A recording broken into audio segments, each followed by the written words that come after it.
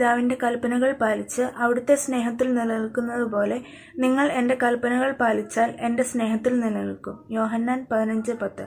ആദിമസഭയിൽ കാണുന്ന കാര്യം ഈശോയിൽ വിശ്വസിച്ച് രക്ഷ പ്രാപിച്ച്, അതായത് വചനം കേട്ട് രക്ഷ പ്രാപിച്ചവർ മാമോദീസ സ്വീകരിച്ച് സഭയിൽ അംഗമായി എന്ന് പറയുന്നുണ്ട്.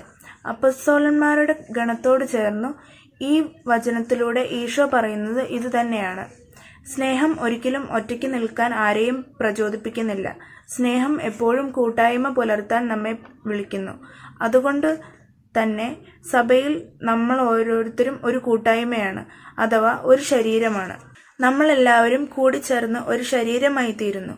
ഈ സ്നേഹത്തിൻ്റെ കൂട്ടായ്മയിൽ നമ്മൾ എപ്പോഴും ആയിരിക്കുമ്പോൾ മാത്രമാണ് നമുക്ക് യഥാർത്ഥ ലക്ഷ്യം പ്രാപിക്കാൻ കഴിയുന്നത്.